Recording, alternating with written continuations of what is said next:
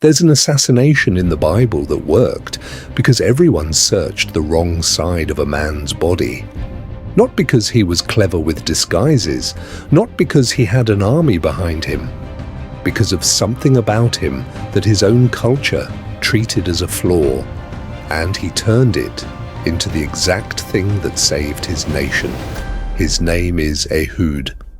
Quick bit of context because the setup matters here. Israel had been under the thumb of a foreign king named Eglon for 18 years.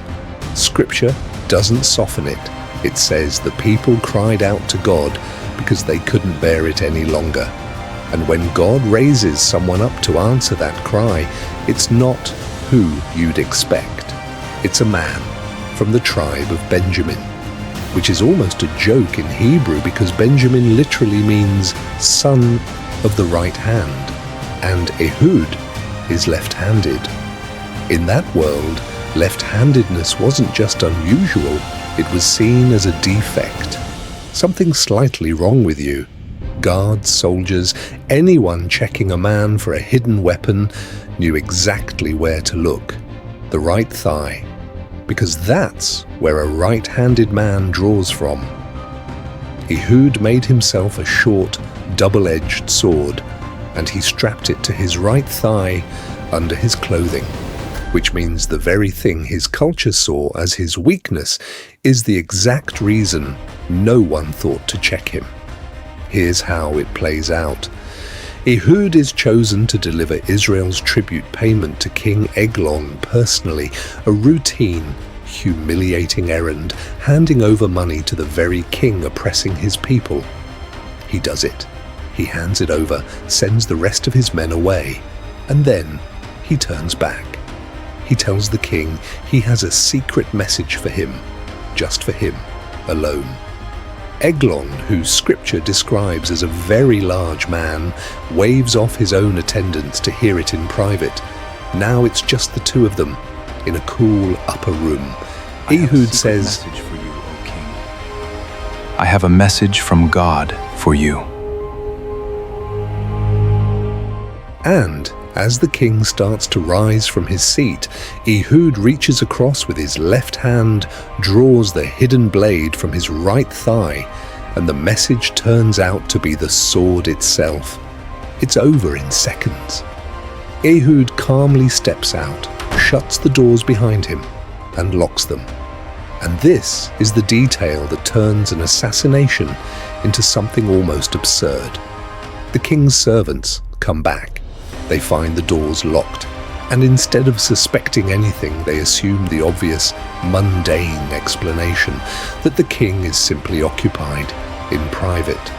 So, they wait, and wait, long enough that it becomes awkward, long enough that scripture actually tells us they grew embarrassed before anyone finally forces the doors open. By the time they find him, Ehud is long gone. He slips past the very guards who are supposed to be protecting the king, walks out through the region's stone idols without a second glance and disappears into the hill country. Then he does something no assassin usually gets to do. He turns his one act into a full uprising, sounding a trumpet, rallying Israel's army, and leading them to seize the river crossings so that no one from Moab's side could escape. Israel wins its freedom that day, and scripture says the land had peace for 80 years. So here's the question worth sitting with. Why does the Bible spend this much detail on a left-handed man, and which side of his leg he hid a sword on? Because this story isn't really about the assassination. It's about what God does with the thing everyone else had already written off as a flaw. Ehud wasn't chosen despite being left-handed. He was chosen in part because of it. The exact trait that made him look like the lesser option was the trait no one thought to guard against. That's not a small detail buried in a battle story. That might be the entire reason the story survived at all. You've probably had something about yourself that felt like a disadvantage, the way you think differently, The thing that made you stand out for the wrong reasons? The thing people quietly treated as a defect? Ehud never tried to hide what made him different. He just found the one moment where it mattered more than anyone expected. If the thing about you that feels like a weakness has ever turned out to be exactly what you needed, you're in good company. There are more names like this.